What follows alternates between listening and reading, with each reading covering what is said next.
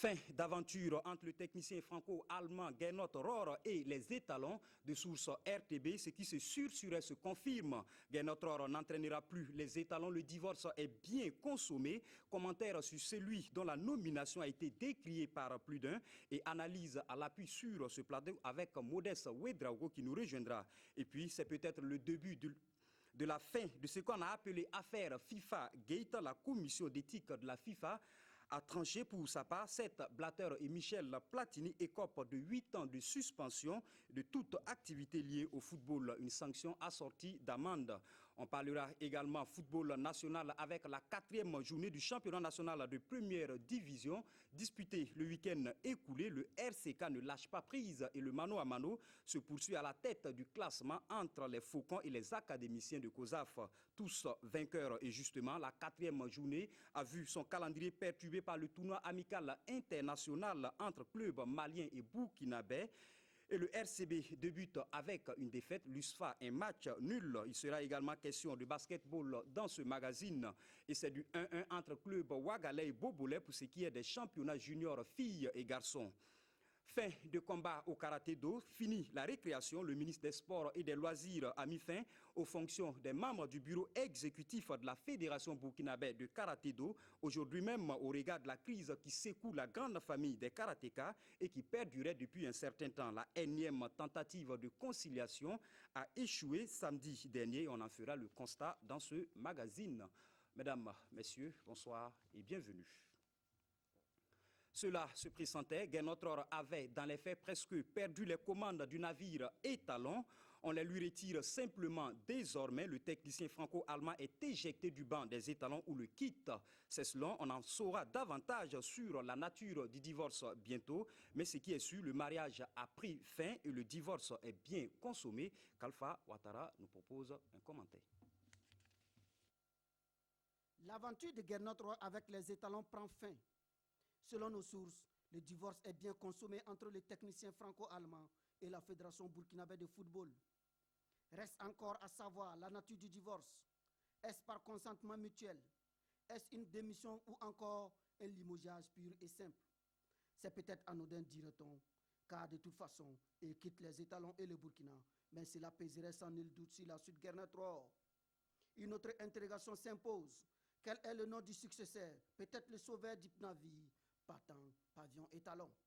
En 8 matchs, Gernot Rohr a enregistré 5 défaites et 3 victoires. En rappel, c'est le 24 février 2015 qu'il avait été nommé entraîneur national des étalons.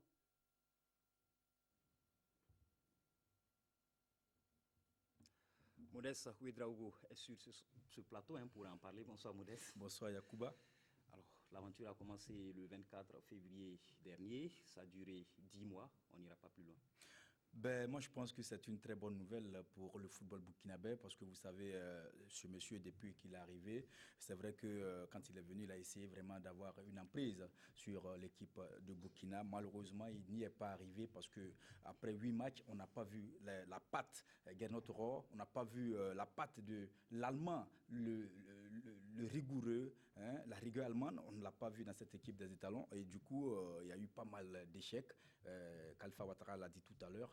En 8 matchs, il a 5 défaites et puis 3 victoires. Vous savez, c'est trop pour les étalons de Burkina Faso, vice-champion d'Afrique en 2013. Et donc, du coup, il paye cash pour tous ces éléments-là. Mais ce qu'on peut peut-être déjà dire, c'est que Gernot Rohr fait bien de partir parce que s'il ne démissionnait pas, peut-être qu'il aurait peut-être limogé et peut-être qu'il a évité vraiment le limogeage et il est parti. Démission, limogeage, consentement, en fait, divorce par consentement mutuel, ça reste toujours à vérifier. Ça reste à vérifier, oui, c'est vrai, parce que jusqu'à présent, la Fédération burkinabé de football n'a pas confirmé la démission de Gernot Rohr parce que selon donc des sources dans le contrat, voilà, il y a une clause qui ne permet pas à la Fédération de rendre public cette démission-là. Il faut attendre jusqu'au 31 janvier, décembre pardon, voilà, avant de rendre publique cette démission-là. Et donc, on attend tous le 31 décembre pour voir si la démission de Gernot Rohr est acceptée par la Fédération burkinabé de football. Alors, vous avez parlé de la rigueur allemande qu'on n'a pas retrouvée avec Gernot Rohr chez les étalons. Est-ce que c'est simplement cela qui a manqué aux techniciens?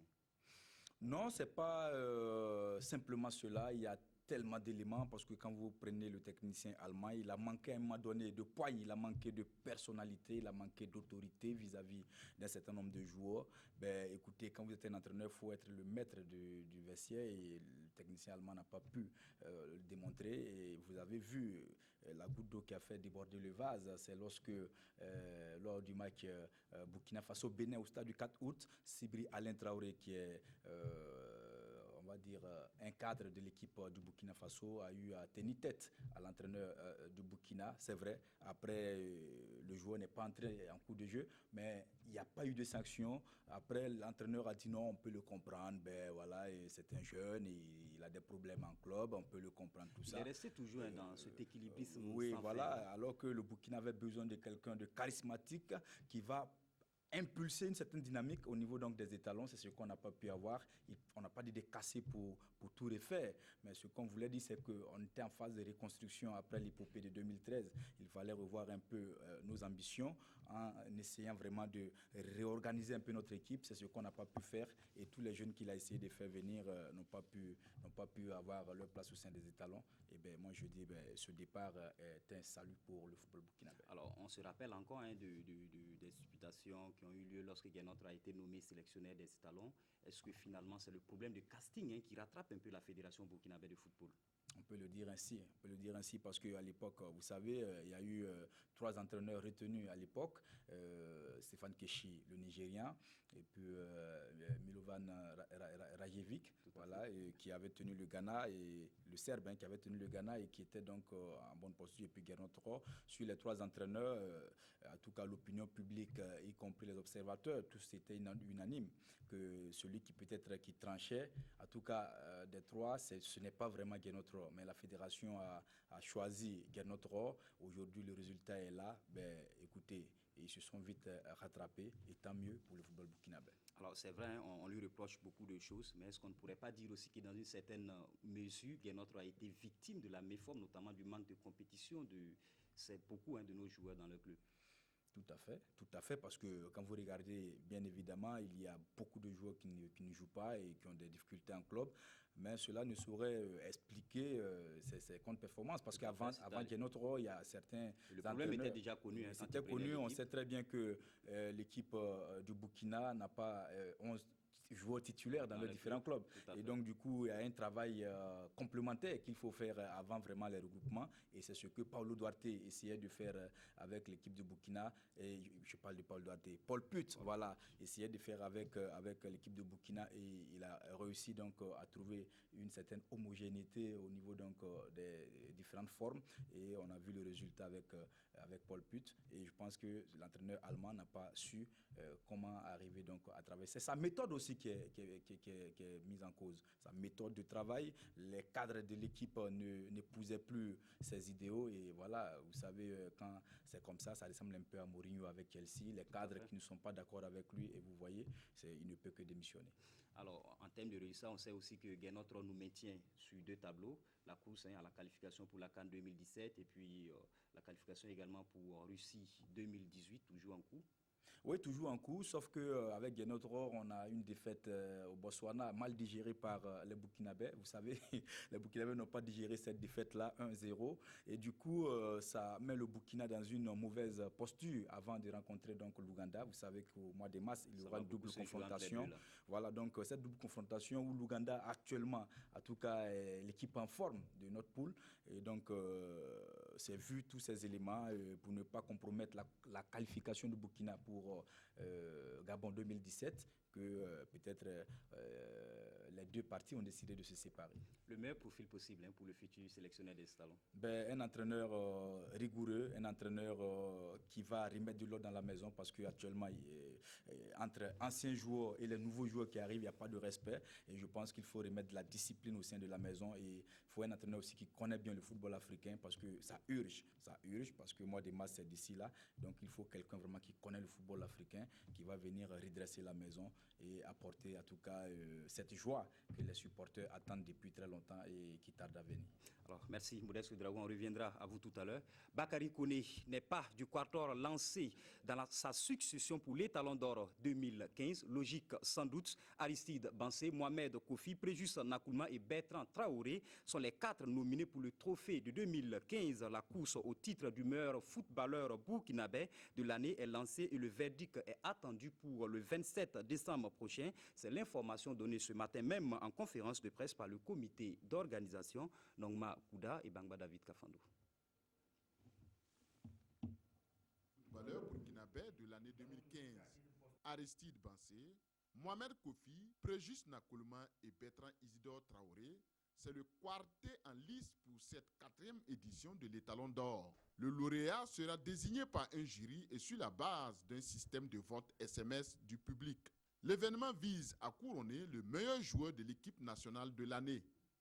Il s'agit entre autres de promouvoir la culture de l'excellence au sein des étalons, mais aussi d'encourager la mobilisation de la nation entière autour de l'équipe nationale, la solidarité, le partage et le respect mutuel. Dans le principe, c'est vraiment le public qui vote, qui consacre l'étalon d'or. On rappelle quand même, c'est 40% de la note de chacun pour le jury et surtout 60% qui sont alimentés par le vote SMS du public. Il y a des innovations que nous avons tenu quand même à mettre en avant. Et cette année, Pape Diouf est l'invité d'honneur.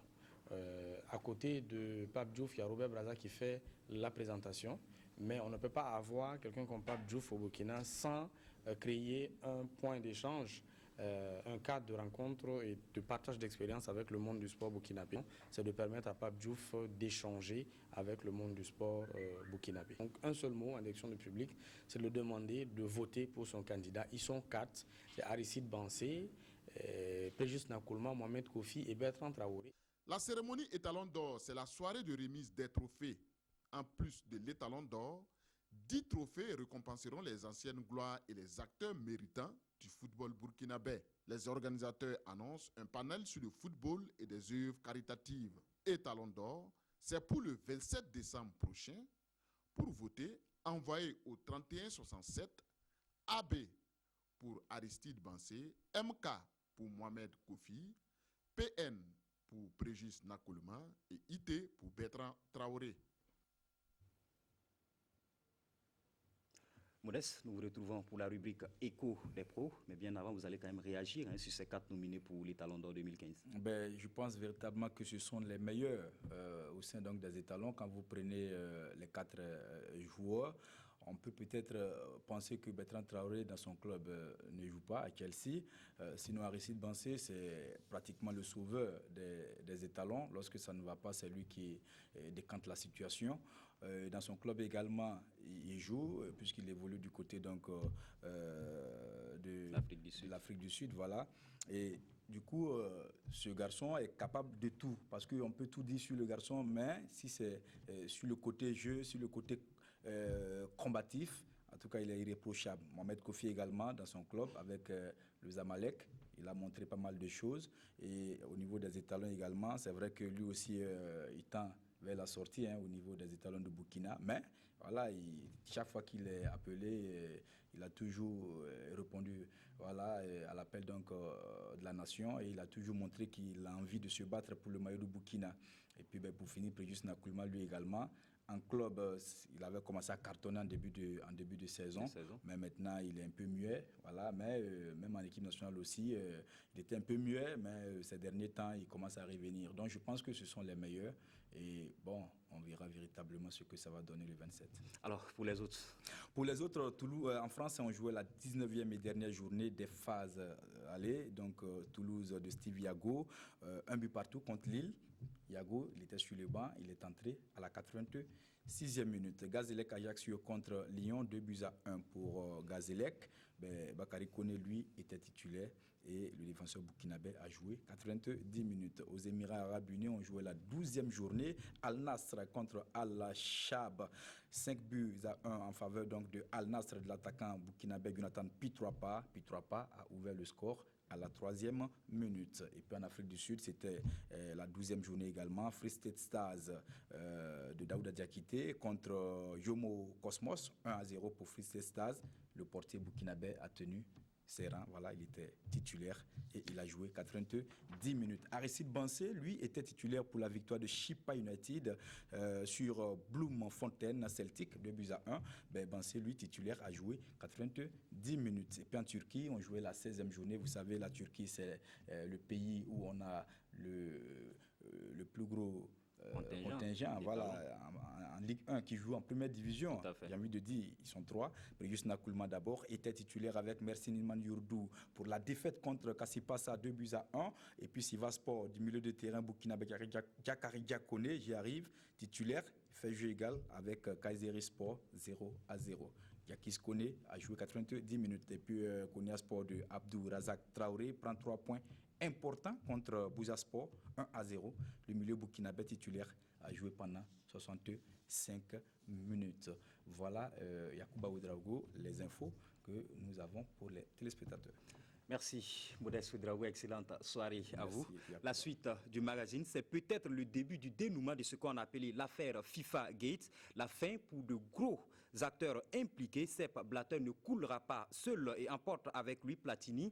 Pour l'heure, désormais ex-président de l'UEFA, tous deux écopent de 8 ans de suspension de toute activité liée au football, une sanction assortie d'une amende. Ainsi en a décidé la commission d'éthique de la FIFA. La commission d'éthique de la FIFA a rendu son verdict ce matin. Michel Platini et Sepp Blatter sont suspendus 8 ans de toute activité liée au football. Si les charges de corruption n'ont pas été retenues, la justice interne de la FIFA a jugé les deux hommes coupables de conflits d'intérêts et gestion déloyale. En cause, un versement controversé de près de 2 millions d'euros en 2011, effectué par Blatter à Platini sans contrat écrit, pour un travail de conseiller achevé 9 ans plus tôt. Michel Platini écope d'une amende de 74 000 euros. Blatter, condamné à verser environ 47 000 euros. À 60 ans, le Français perd donc son fauteuil de président de l'UEFA et ne pourra prétendre à la succession de Blatter à la tête de la FIFA le 26 février prochain.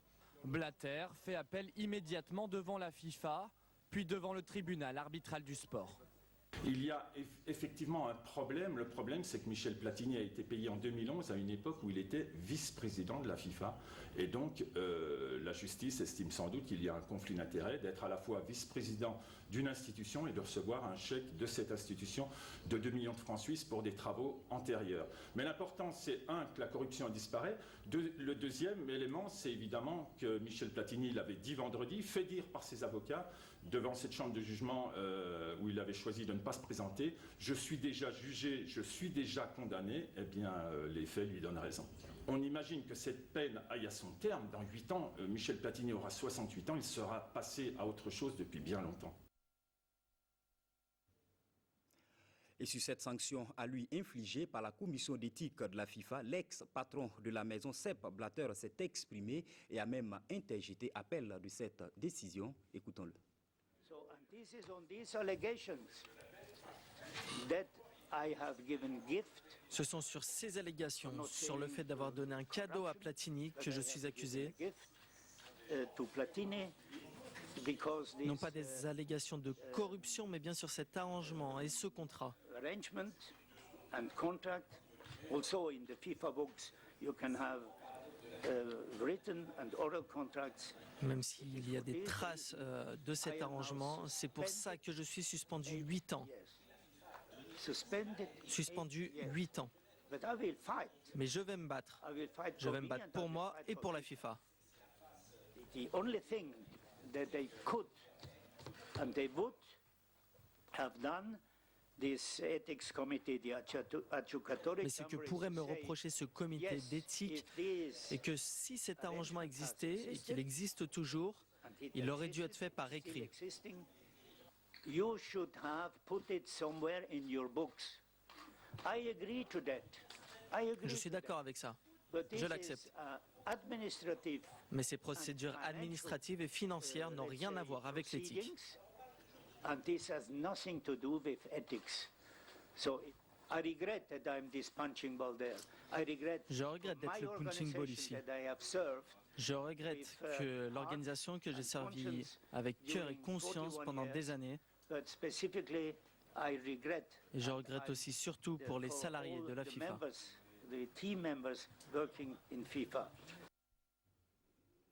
Retour au Faso, le RCK aura été premier au classement du Faso Foot le week-end écoulé, ne serait-ce que pendant 24 heures samedi dernier au stade Joseph Issoufou Konombo. Les Faucons ont défait l'Asfa Yenega 2-1, une victoire qui les a portés à la tête du classement avant la sortie le lendemain du leader COSAF, mais surtout 3 points de remportés après avoir été menés au score. Le film d'une soirée renversante avec Dabakini. Une victoire significative pour les Faucons de la capitale qui, à défaut de prendre la tête du classement, se maintiennent à la deuxième place derrière COSAF à la différence de buts marqués. Résultat acquis dans les toutes dernières minutes du match, 84e, sur un tir anodin qui surprend toute la défense de l'Asfa Yenega, mais qui échappe malheureusement à notre caméra. Score final 2-1 pour le Rail Club du Kadiogo. Pourtant, ce sont les Asphasiens qui ont ouvert la marque à la 28e minute sur ce coup franc très bien exploité par Valentin Nimon. Le RCK multiplie les attaques, mais ne trouve pas le chemin de l'égalisation. 1-0 pour l'Asfa Yenega, c'est le score à la mi-temps. La deuxième partie est à l'avantage du RCK. Très présent dans le camp adverse, le Rail Club du Kadiogo réussit à la 65e minute à revenir à la marque grâce à ce beau but de Mohamed Silla.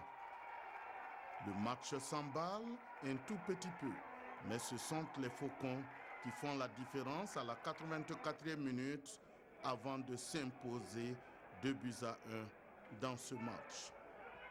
Un résultat qui satisfait d'ailleurs les buteurs du Rail Club du Kadiogo.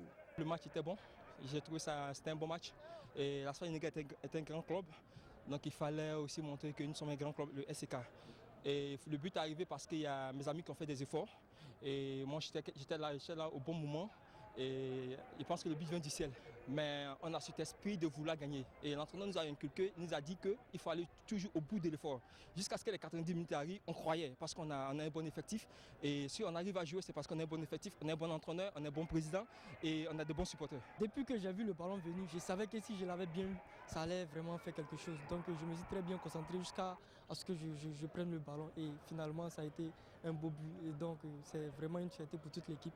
Et je pense que ce soir, vraiment, toute l'équipe, on a tourné jusqu'au bout. Et c'est ce qui a payé après le match.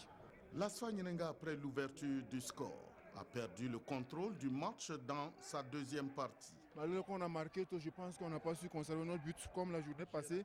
Mais je pense que nous avons des jeunes joueurs montants.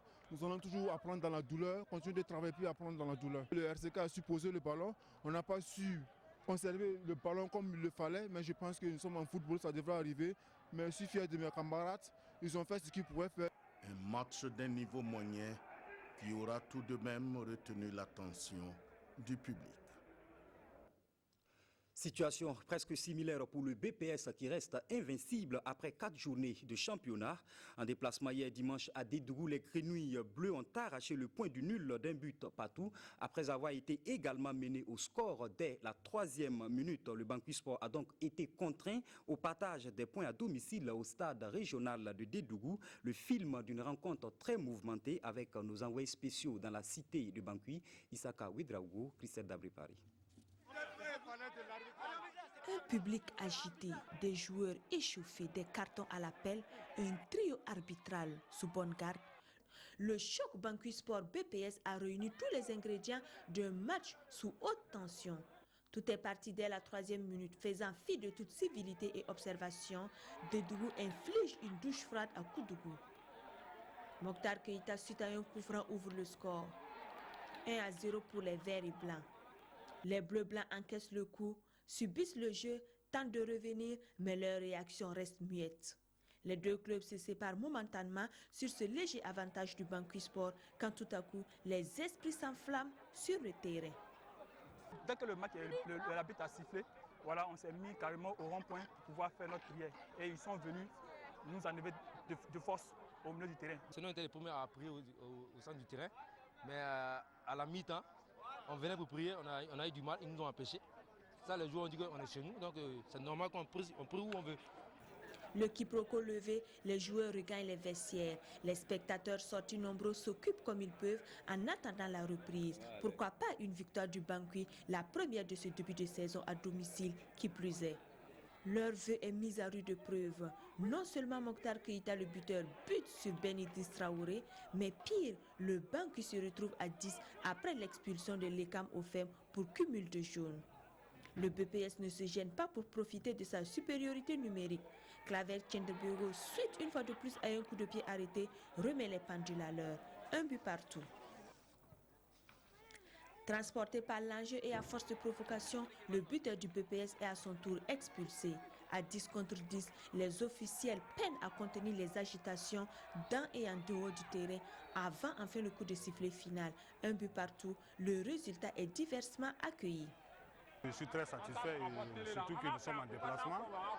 Je pense que c'est des points qui vont peser très lourd dans le décompte final. Si on veut que le football avance, un bon championnat, il faut des arbitres compétents. Parce qu'un arbitre qui siffle ici, il ne sait même pas où il faut se diriger. Et là, c'est lamentable pour le football, pour la première division. Bon, on ne va pas baisser les bras, c'est le début du championnat. Erreur d'arbitrage ou pas, ces mouvements de foule rappellent ce besoin en est encore la sécurité des acteurs dans les stades et terrains homologués pour le championnat national des 2-1. Difficile. Dans les autres rencontres du championnat jouées le week-end écoulé, l'USO et le Majestic se sont neutralisés 0 but partout. L'USO qui enregistre là son premier point de la saison après 4 matchs. COSAF s'est imposé 1-0 devant l'USI. Tous les autres matchs de cette 4e journée du Face au Foot sont reportés au 20 janvier 2016. Et en attendant donc cela, pour mettre tous sur le même pied, le classement se présente comme suit. COSAF tient toujours la tête du classement grâce à sa victoire sur l'USI, 10 points plus 4. Le RCK suit le rythme à égalité de points, 10 plus 3. Les Fous est 4e, 6 points plus 2. 5e, l'USO, 6 plus 2. L'ASFA Yenega est 6e avec 5 points. La GEB, le RCB et l'AS Sonabel sont à égalité, 4 points chacun. L'USI et l'USCO de Banfora ont chacune 4 points moins 1. 12e, le Bangui Sport de Dédougou, 3 points moins 1. Le Santos est 13e, 2 points moins 1. 14e, l'ASFB, 1 point moins 2. L'USFA et le Majestic partagent les 2 dernières places avec 1 point moins 3 chacun. Voilà donc pour ce qui est des résultats et du classement de la 4e journée du Face au Foot en attendant les matchs en retard du 20 janvier 2016. Et justement, le calendrier de cette 4e journée du championnat a été perturbé par le tournoi international interclub malien et burkinabé. Et dans ce cadre, l'USFA et la formation malienne de l'AS Bakaridjan ont partagé les points samedi dernier au stade du 4 août, 2 buts partout. Jean-Victor Ouedraogo. C'est dans un stade presque vide que l'USFA a croisé les crampons avec son homologue venu du Mali, l'AS Bakaridjan. Plus inspiré en première période, l'USFA, par l'entremise de Tchanilé Latif, ouvre la marque à la 28e minute sur un chapeau de coin joué à la Rémoise. Le match s'emballe du côté de l'équipe malienne qui tente par tous les moyens de rattraper son retard, compteur but avant la pause. Mais en face, une équipe de l'USFA intraitable qui n'entend pas se laisser faire. L'équipe militaire procède par des contres et parvient à doubler la mise à la 32e minute. Servi sur un plateau d'or par Franck Yaman, Si Ouattara n'a pas eu de problème pour inscrire le 2e but. Sur cette bavure défensive de l'USFA, l'AS Bakaridjan réduit le score à la 40e minute par Abdoulaye Karim Sidibé. C'est même Abdoulaye Karim Sidibé retrouve toute la plénitude de ses qualités et contraint l'USFA au partage des points à la 60e minute. Et le contenu du jeu, pour le moment, moi je ne suis pas satisfait parce que quand on regarde notre façon de jouer, pour le moment, ce n'est pas bien. Et il faut qu'on continue à travailler si on veut aller loin. Ragaillardi par le but égalisateur, les éléments de l'AS Bakaridjan imposent une puissance athlétique à son adversaire et passent même à côté du 3e but, n'eût été la promptitude du gardien de but de l'USFA, Harouna Balbonet. Un raté comme plusieurs autres dans ces matchs qui interpellent l'encadrement technique malien. C'est notre premier match international. Les gens, on a terminé une saison, c'est la nouvelle saison qui commence. Ces matchs-là, ça m'a beaucoup apporté sur le plan technique, tactique. j'ai vu le positionnement de mon équipe pour la récupération du ballon et puis sur le jeu offensif aussi. Bon, ça m'a donné beaucoup de... Il y a des comportements que je dois améliorer, perfectionner encore.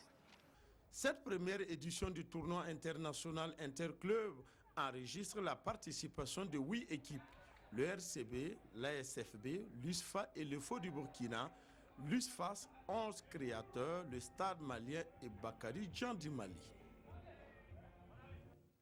Et rectificatif, avant de poursuivre, c'est bien Majestic qui a enregistré son premier point de la saison et non l'USO comme annoncé. L'USO, bien sûr, elle, a 6 points plus 2. L'EFO est entré en compétition ce soir même au stade Joseph Konombo dans le cadre bien sûr du tournoi international entre clubs maliens et burkinabés et a partagé les points avec le stade malien 0 but partout. Du basketball à présent, Liberty Basket Kadiogo ou encore l'AS LBK n'a pas tremblé ce dimanche au plateau du stade Wobi en finale face à Burkina Athletic Club Vision Future dans le championnat national junior de basketball filles. L'AS LBK a broyé BAC Vision Future 80-19, s'il vous plaît. Suleiman Sanou, la Sawadou. Le Racing Club de Bobo, ici en blanc, est le 11 créateur du Mali en ouverture de ce tournoi international amical. Des retrouvailles. Le début du match est difficile pour le RCB. Face à une équipe timorée, le 11 créateur a la même mise sur le jeu. Ici, Baba Zongo est obligé de sortir le grand jeu. Au réveil du Racing, la défense des visiteurs passe à son tour des moments pénibles. Mais pas pour longtemps. Car, sur ce corner décomposé, Lassina Samake est séché dans la surface. Hamidou Sniako transforme le penalty. 1-0 en faveur du 11 créateur. Mais un avantage partiel annulé juste avant la pause par Draman Kabore qui se rachète sur le coup d'épée de réparation. Le Tigre prend de vitesse la défense et égalise. Un but partout à la mi-temps. Revenu sur l'aire de jeu, c'est le RCB qui prend l'initiative. Ses attaquants à l'image d'Adama Diabaté, Adama Kone ou encore Lat Joseph Debe se montrent tous imprécis dans le dernier geste. Précis, lui, l'est. Le 11 créateur et surtout Yacouba Diarra qui double la mise pour les violets. On joue la 72e minute. 2-1. Un score qui restera inchangé jusqu'au coup de sifflet final de Juste et Framzio. Présentement, on a un problème de finition. Et on est en train de se rendre compte qu'on a des défaillances qu'il faut corriger. Alors nous allons travailler dans ce sens, mais il faut avouer que ce n'est pas facile parce qu'à ce niveau déjà, travailler ce sens est encore plus difficile que quand on est en catégorie inférieure. Mais nous allons travailler pour trouver quand même celui qui va nous épargner de ces difficultés à tout moment. Le tournoi international, jumelé au championnat, comment est-ce que vous appréciez l'initiative de ce tournoi international? C'est une très bonne initiative, mais ce tournoi aurait pu venir avant le début du championnat. Ça allait plus nous faire du bien. Bonne entame, surtout quand on joue contre le Racing Club de Bobo, une équipe qu'on connaît déjà, qu'on a déjà joué l'année passée en amical à Bamako. Ensuite, on savait qu'ils jouent à domicile, donc on aura avec eux derrière l'équipe cette ferveur du public. Donc on savait que ça allait être un bon match. Mais je pense que dans l'ensemble, avant le début du championnat, c'est pratiquement un très bon match pour nous parce qu'on peut dire ainsi, ça c'est notre 3e match officiel. Et si on arrive à jouer de la sorte, à produire un jeu de la sorte, je pense que c'est un bon signe. Ce mardi, à la 2e journée, le RCB croise la CFB dans le derby burkinabé, tandis que le 11 créateur en découle avec l'USFAS, l'Union sportive des forces armées et de la sécurité, 2 équipes du Mali.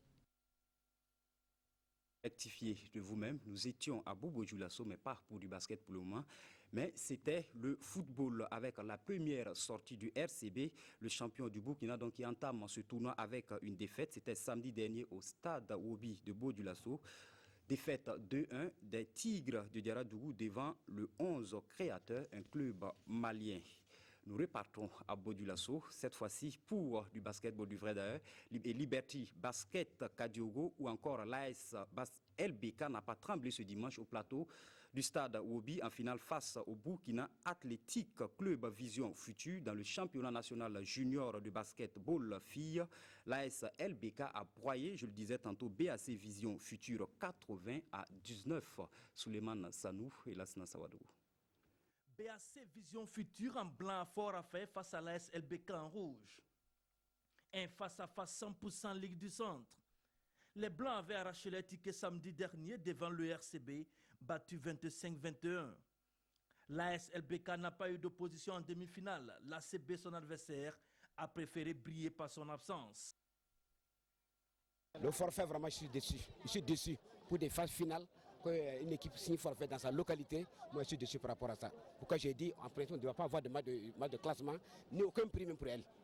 Les Blancs de Michel Passeré ont tenté d'opposer une résistance face à la machine de Justin Bado. Elles vont tenter de faire le dos rond, mais l'espoir sera de courte durée. Les deux premiers cartons étaient suffisants pour prendre un avantage conséquent, 29-12 à la mi-temps. Une finale agrémentée par ces figures, au fait par ces patineurs d'un après-midi. Le match dans le match entre Innocente Sana de LBK et Marielle Passeré de BAC Vision Future a tourné à l'avantage de la première dans un groupe plus homogène. Les filles ont éteint les adversaires qui n'ont pas existé. Le travail continue, il est permanent. Les enfants, il n'y a pas de repos. Ils refusent, moi je me repose. Parce que quand je leur demande une semaine de repos, ils refusent que monsieur, vous faites quoi? Donc constamment sur le terrain, c'est ça qui a payé. Face à une équipe pareille, pratiquement complète sur tous les bords, c'est très difficile pour nous qui ne sommes pas complets et qui avons livré un match difficile hier, alors qu'elles n'ont pas livré de match. Du coup, au niveau des jambes, chez nous, ça ne suivait pas. Et c'était très difficile de finir ce match en effet. Le score est sans appel, 99. Une constance dans l'univers du basketball féminin, petite catégorie. Le secret, c'est juste les entraînements. Nous pouvons dire que nous n'avons pas de vacances. Que ce soit pendant les cours, pendant les vacances, on travaille toujours. En fait, c'est passionnant bien avec cette victoire. Oui, sûrement, très bien. La fête même peut commencer dès ce soir. De bonnes fêtes pour Innocente et ses copines. On n'est pas découragés. On va aller s'entraîner plus parce qu'elles ne peuvent pas nous battre tout le temps. Il faut qu'on se ressaisisse pour les battre la prochaine fois. Surtout pour toi, parce que ta maman est une grande joueuse, n'est-ce pas? Oui, c'est une grande joueuse. Donc, il faut au moins qu'elle soit fière de moi. Marielle Passeré, sur les traces de sa mère, Mariam Traoré, peut compter sur elle pour plus de sourires, enseignant aux filles dans une semaine. Et décidément, la formation de BAC Vision Future malheureuse dans les deux finales, filles et garçons. En effet, chez les garçons, dans la même catégorie des juniors, l'équipe championne est l'AS Gob dans un plateau du stade Wobi, acquis à sa cause la formation de Tounouma, a déjoué les pronostics et a tombé BAC Vision Future au bout du suspense, 31-28. Souleymane Sanou et Lassina Sawadou à nouveau.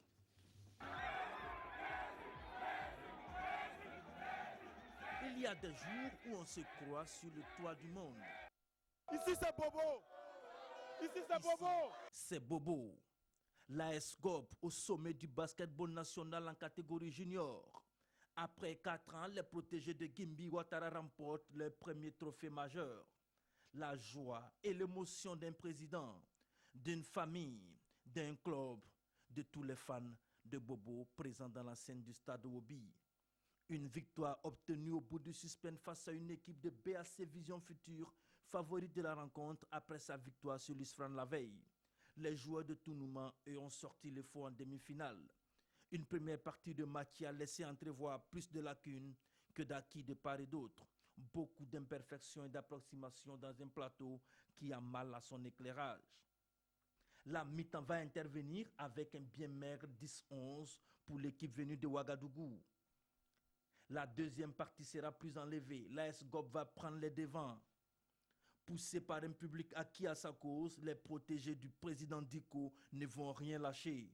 Jusqu'au bout, ils vont tenir et arracher des hautes luttes le premier trophée pour cette jeune formation.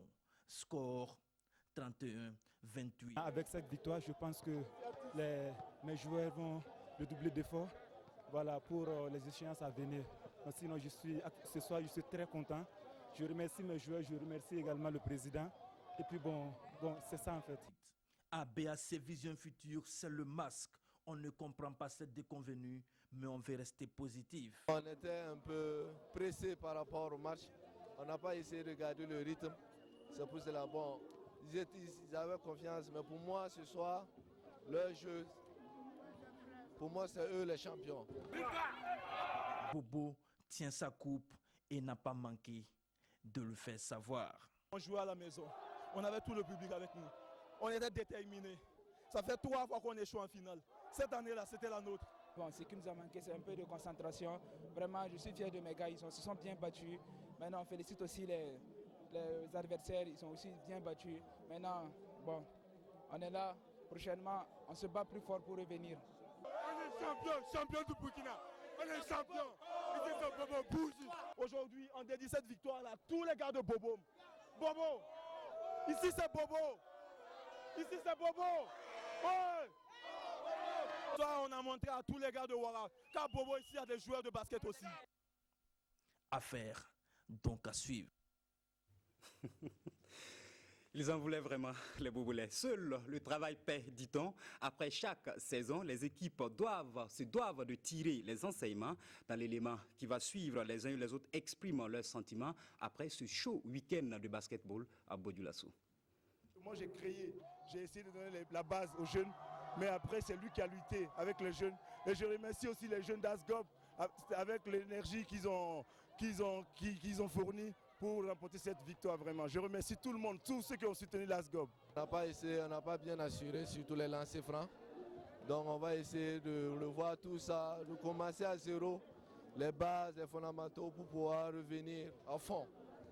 Bon, pour moi, ce soir, je ne m'attendais pas à une défaite en tout cas. Oui, pas de 100%. Parce que les minimums ont trébuché sur place ici.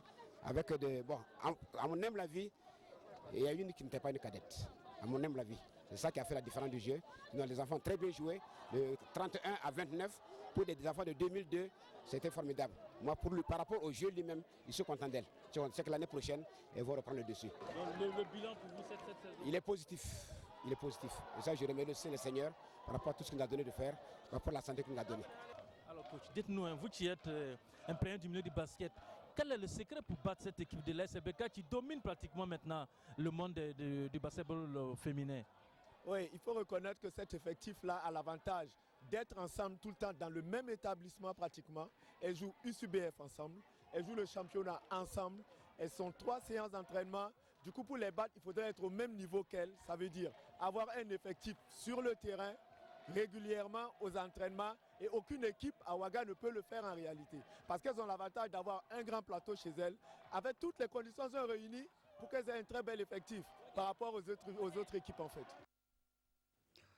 La 10e édition du Moving Basketball Camp débute ce mercredi 23 décembre sur le plateau Omnisport de l'Université de Ouagadougou et ce jusqu'au 3 janvier 2016. Celui de Bodulasso se déroulera du samedi 26 au 30 décembre sur le plateau de l'école nouvelle. Le MBC initie les enfants au basketball à partir de 5 ans et perfectionne les joueurs confirmés des moins de 20 ans. Pour plus de renseignements, il faut contacter bien sûr le numéro suivant 70 75 74 78 70 75 74 78 ou consulter la page Facebook du camp Moving Basketball. Un bilan positif, c'est l'appréciation que fait le comité national d'organisation du 28e tour cycliste international du Faso face aux hommes de médias. Ce matin même à Ouagadougou, le président du comité, Alassane Wangrawa, se dit satisfait sur le double plan sportif et organisationnel. Gérard Sommet et Jean-Modeste Draou. Tous les voyants sont au vert pour une des rares fois dans l'organisation du Tour du Faso. Face aux hommes des médias, c'est ce qu'a laissé entendre le président national du comité d'organisation. Selon Alassane Wangrawa, le bilan sur le plan sportif est plus que satisfaisant. Il note également un grand succès dans l'organisation grâce à la collaboration entre la Fédération burkinabé de cyclisme et le ministère des Sports et Loisirs.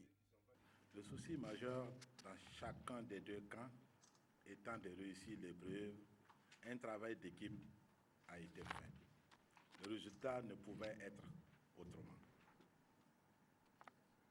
Nous avons réussi l'organisation de notre tour. Le comité national d'organisation dit être honoré de la présence de Michel Kafando, président du FASO, lors de la dernière étape. Les ministres, malgré un agenda chargé, ont mis un point d'honneur à rehausser de leur présence les départs ou les arrivées de l'ensemble des étapes du Tour du Faso 2015. Et le clou reste la présence dans les tribunes lors de la dernière étape du président du Faso, président de la transition, Michel Kafando, qui a suivi de bout en bout l'étape reine. On peut le dire, le vélo a marqué des points et des esprits. Comme il fallait s'y attendre, la question des finances a été également évoquée. À ce propos, Alassane Dewangrawa se veut rassurant.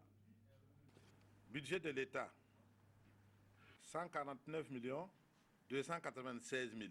Partenaires et sponsors, 238 355 570. Total ressources, 387 651 570. En approchant le total des ressources mobilisées et celle des dépenses exécutées, il apparaît un solde provisoire positif de 2 71 976 francs CFA. Je peux dire avec une pointe de fierté, sans aucune mesure, que le Tour du Faso 2015 ne doit à personne. En ce qui concerne les dettes antérieures, le comité d'organisation affirme qu'une grande partie a été épongée. Dans un contexte économique assez morose, le Burkina Faso a relevé le défi de l'organisation du Tour du Faso, édition 2015, ajoute le comité national d'organisation. Et puis, sachez que le vendredi dernier, le boxeur burkinabé Soutoké Patrice dit le Bombardier a conquis la ceinture WBC internationale de la francophonie. Le boxeur burkinabé a arraché cette ceinture face au pugiliste français, un exploit réalisé en France même. Je vous l'annonçais en titre, il n'y a plus de fédération burkinabé de karaté-do. Un arrêté du ministre des Sports et des Loisirs datant d'aujourd'hui même a dissous la fédération. Je m'en vais vous lire là le contenu de cet arrêté. Article 1. En raison de la crise profonde que connaît la Fédération burkinabé de karaté-do depuis plus d'un an et au regard de l'échec des multiples tentatives de conciliation des positions d'une part et de la nécessité de sauvegarder les intérêts de la discipline d'autre part, il est mis fin aux fonctions de membre du bureau exécutif de la Fédération burkinabé de karaté-do. Article 2. Un comité transitoire sera mis en place pour conduire les activités de la Fédération burkinabé de karaté-do jusqu'à la tenue de la prochaine Assemblée générale élective.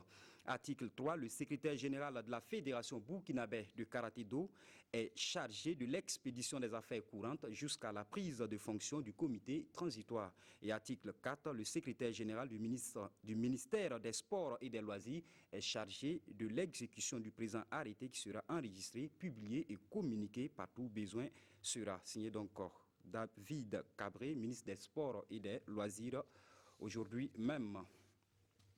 Et justement, l'ultime assemblée générale extraordinaire convoquée par le ministère des Sports et des Loisirs en vue de siffler la fin de la récréation n'a pas eu lieu samedi dernier. Les délégués venus des ligues, districts et clubs pour le vote de confiance n'ont pas trouvé d'interlocuteur de la Fédération burkinabé de karaté-do. La crise au karaté-do a vraiment eu la peau dure, nous dit Adama Guiti et Victorien Marié.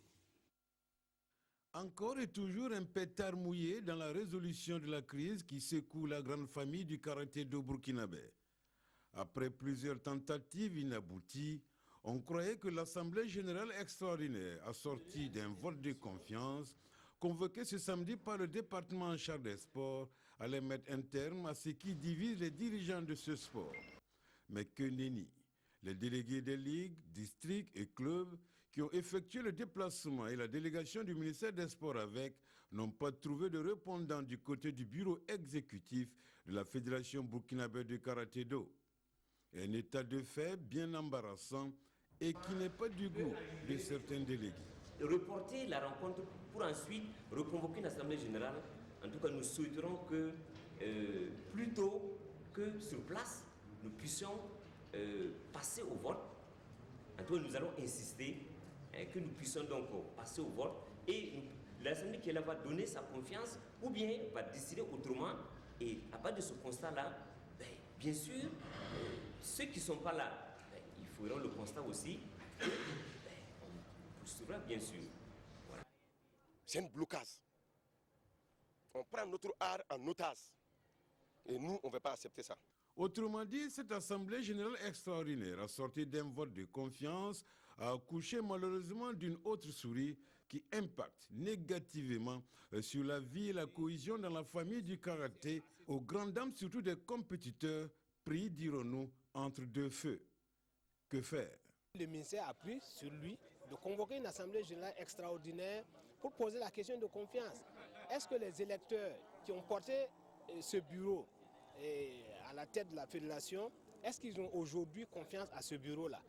Oui ou non? S'ils ont confiance, le bureau continue. S'ils n'ont plus confiance, le ministère avisera. Alors, il se trouve que cette Assemblée générale extraordinaire-là, qu'on a convoquée, n'a pas vu la participation de tous les protagonistes. Le bureau exécutif n'est pas là, comme vous l'avez constaté avec moi. Il y a un certain nombre de clubs, de districts et de ligues qui ne sont pas là. Et nous sommes au regret de lever la séance, d'en rendre compte au ministre qui avisera. Dans tous les cas, le temps commence à se durcir du côté du ministère des Sports et des Loisirs et les prochains jours s'annoncent capitaux pour éviter à la structure, dirigée par Maître Mamadou Savadogo, le nouveau bâtonnier de l'Ordre des avocats du Burkina, de continuer à battre de l'aile.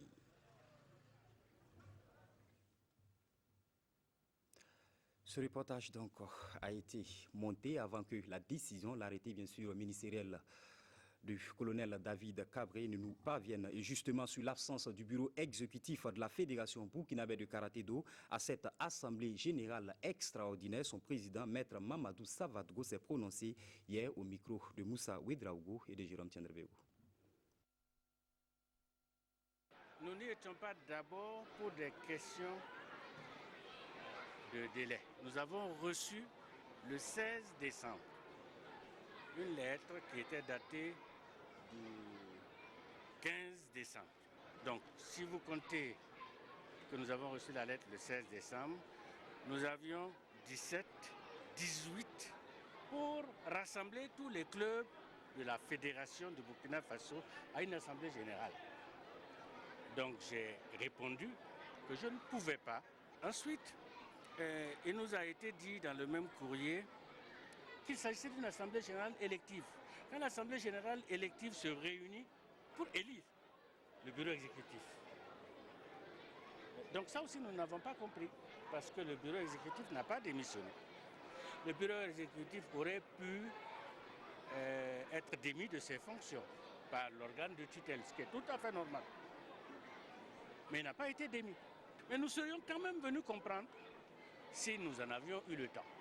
Nous avons reçu dans la même lettre une information qui nous a quand même étonnés, parce qu'on nous a dit que cette assemblée générale élective-là était la reprogrammation d'une assemblée générale extraordinaire qui avait été appelée pour le 6 décembre. Or, l'assemblée générale du 6 décembre, sur laquelle nous n'avions aucun problème, j'ai demandé au bureau exécutif d'informer tous les clubs pour qu'ils soient présents. L'assemblée générale du 6 décembre, il avait un autre objet. C'était pour demander aux clubs de renouveler ou pas leur confiance au bureau exécutif. C'est ce que nous comprenons très bien. Voilà donc aussi une interview réalisée hier avant donc que l'arrêté ministériel ne mette fin aux fonctions du désormais ex-président de la Fédération burkinabé de karaté-do et de son équipe. Du karaté toujours, fin de saison sportive à l'épervier club Sankoukaï de Ouagadougou, une fin de saison marquée par une cérémonie de remise de ceinture et de démonstration kata au CIAO. C'était hier dimanche en présence des personnalités dont l'ambassadeur du Japon Masato Fusaichi, Moussa Ouedraogo, Jérôme Tiendrebego. Théophile Silga, chevalier de l'ordre du mérite, c'est la partie submergée de l'iceberg des talents de l'épervier club Kikaï. Un entraîneur national comité, Jean-Blaise Silga, issu de ses rangs, est reconnu par l'Union africaine des fédérations de karaté UNAFAC. Le moins que l'on puisse observer, c'est que la saison sportive à l'Épervier Club a été glorieuse.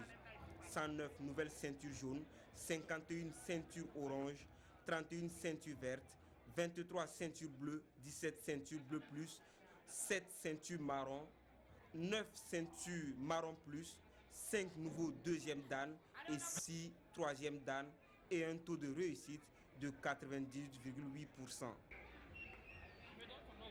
En compétition, les éperviers ont survolé les championnats nationaux pour hisser leur club au statut de meilleur club de l'année 2015.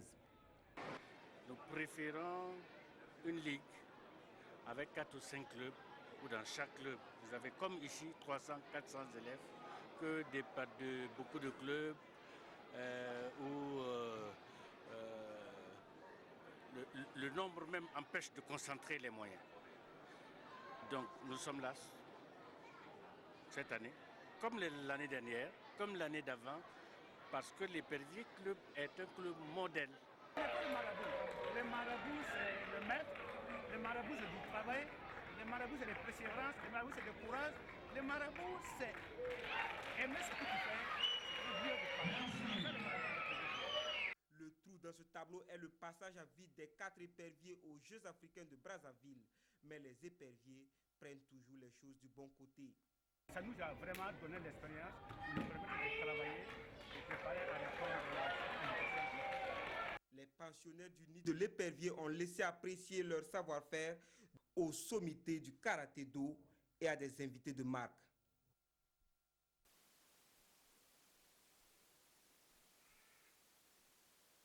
L'Épervier Club donne rendez-vous à ses pensionnaires le 24 janvier pour sa rentrée sportive 2015-2016. L'AS Onatel rafle la mise et remporte le trophée de la 3e édition du tournoi de l'espoir en judo. Hier dimanche à Bodulasso, tous les concurrents de ce club ont plié l'échine devant lui. Et à Demotambora. 6 clubs sont en compétition pour la conquête du trophée de la 3e édition du tournoi de l'espoir en judo. Ce sont le judo club AS Onatel, le judo club de Péni, le camp Kunuma, le judo club Centre-Ville, École Nouvelle et le SOS d'Afra. Ce sont les poussins qui ouvrent le bal de la série de la dizaine de combats cette soirée. Victoire d'Alexis Traoré en ceinture orange et de Romo Dakuyo, tous de l'AS Onatel. Si chez les minimes, le SOS d'Afra s'impose par l'entremise de Zakaria Porgo, en cadet, c'est l'AS Onatel qui dicte encore sa loi. Yacouba Drabo ici ne laisse aucune chance à son adversaire. L'un des combats âpres et indécis est celui-là. Toute tentative de Waza Ali, Yuko ou Ipon est vite contrée. Enfin, Dominique Sanou, en ceinture bleue, du camp Kunuma en sort vainqueur. Tout comme d'ailleurs Daouda Koulibaly. Après une pause où un clin d'œil est fait aux partenaires, les combats reprennent de plus belle. L'AS Onatel reprend sa domination, ici avec Alpha Koné et Amina Diallo. Un règne sans partage. J'ai un plan technique de comment on travaille au judo. Il m'a dit de faire ce que je fais tous les jours en salle. C'est ce que j'ai appliqué. Des combats jugés d'un bon niveau, même si des efforts doivent être encore fournis.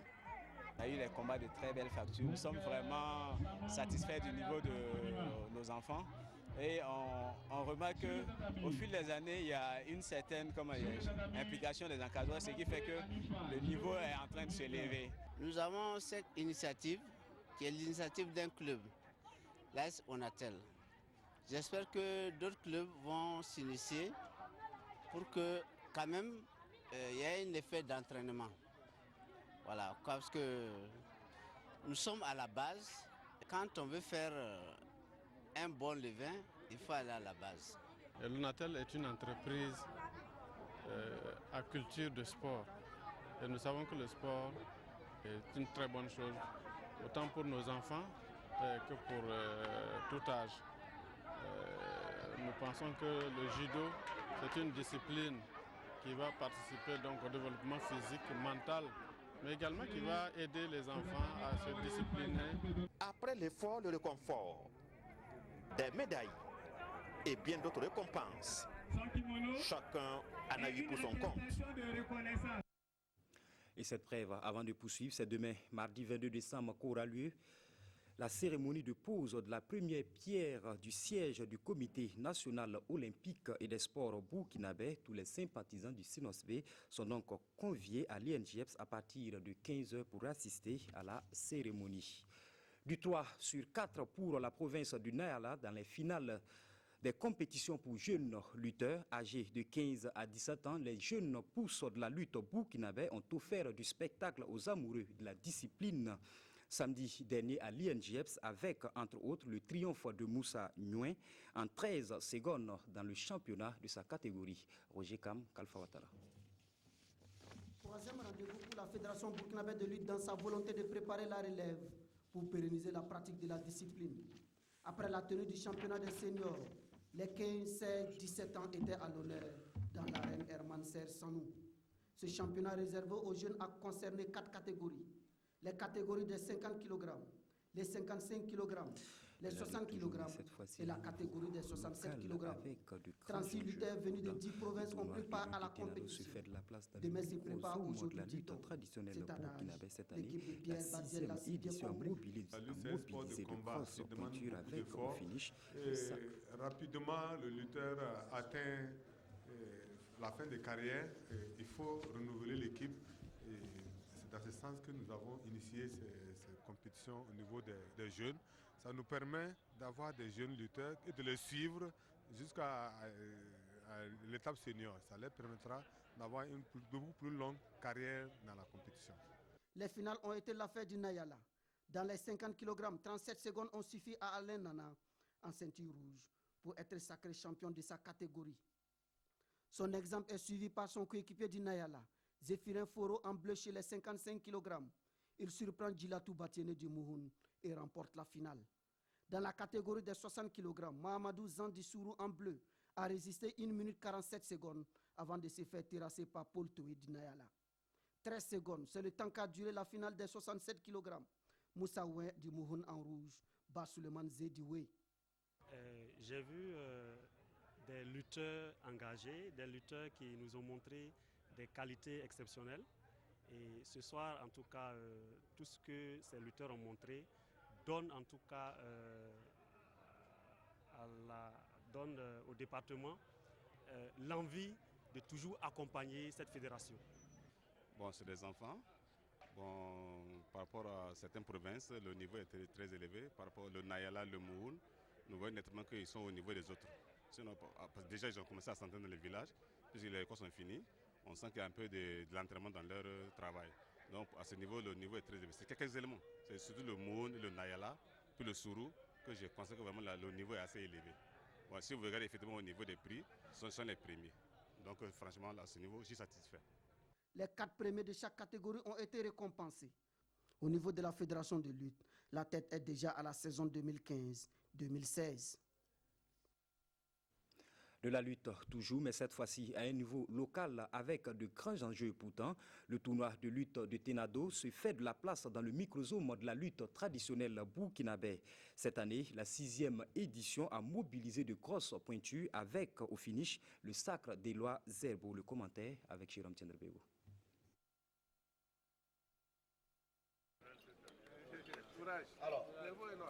Aujourd'hui, nous pouvons dire sans risque de nous tromper que nous avons atteint le niveau du championnat national. Parce que tous les grands lutteurs, les champions des années passées au niveau national sont ici représentés. Et ils étaient une cinquantaine de lutteurs venus des grandes zones de lutte comme le Nayala, le Sourou, le Mouhoun et le Sanguier pour répondre à ce 6e appel de Tenado. Le jeu en valait bien le déplacement. L'arène est prise d'assaut par une foule de spectateurs et la fête peut commencer. Chez les poids légers 55 à 65 kg, Théodore Konané s'est donné les moyens de dominer Bienvenu Bako. À un niveau supérieur, on est allé de filtrage en filtrage pour retenir Djibril Konané comme vainqueur chez les moyens 66-75 kg. Puis place à la finale Open. On lutte là dans l'arène des grands et des géants doivent plier l'échine. Pour le corps à corps final, Éloi Zerbo et Drissa Zon. Le spectacle sera à la hauteur des attentes. Les 3 minutes du temps réglementaire ne suffisent pas à départager les deux lutteurs. Une pause de 60 secondes et voici les finalistes à nouveau dans l'arène. Alors qu'on s'acheminait vers une deuxième pause, Éloi Zerbo expédie son adversaire et met fin aux explications. J'ai vu de très beaux combats, j'ai vu des jeunes très engagés et cela est promoteur pour la lutte dans notre région. Nous ne pouvons que souhaiter que cela se poursuive pour le plus grand bien de notre jeunesse. Vous savez, la lutte c'est un sport qui est très sain. Cette initiative poursuit les mêmes objectifs que la fédération, c'est-à-dire promouvoir la lutte sur tout l'étendue du territoire national. Alors, ça fait la deuxième année que j'ai assisté à cette compétition et je pense qu'au niveau fédéral, nous allons mettre cette activité dans notre programme d'activité de l'année pour qu'on essaie de voir comment on peut accompagner le promoteur pour que cette activité puisse être pérennisée.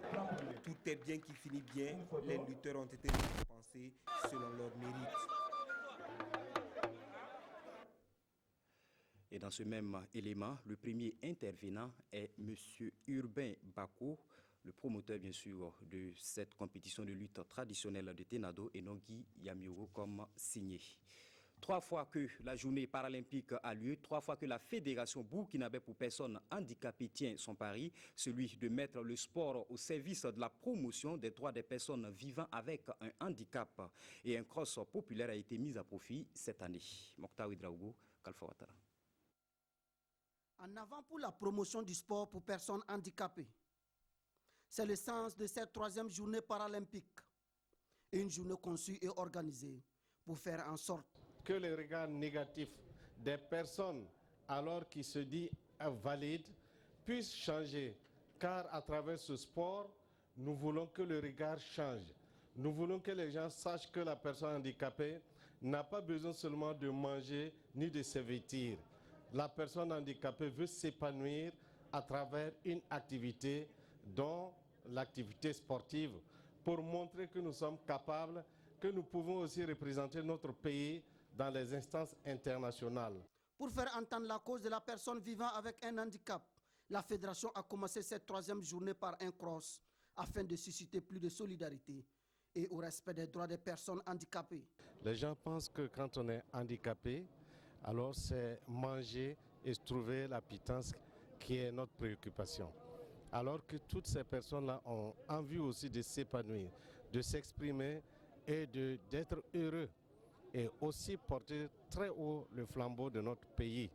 Et le sens de l'olympisme, c'est une communion parfaite de tous les athlètes sportifs. Partie de la place de la Nation, la caravane a parcouru près de 4 km à travers les artères de la capitale pour ensuite rejoindre le stade du 4 août.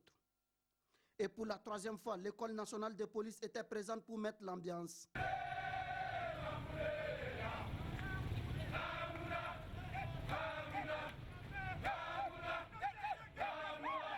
Et traduit son sentiment de solidarité à l'endroit des personnes ayant un handicap. La journée marque la fin d'une saison sportive. En termes de bilan, que retenir le président?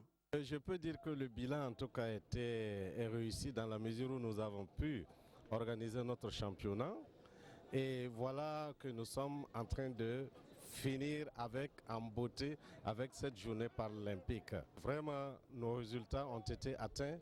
Et nous sommes satisfaits, en tout cas, de notre programme de cette année.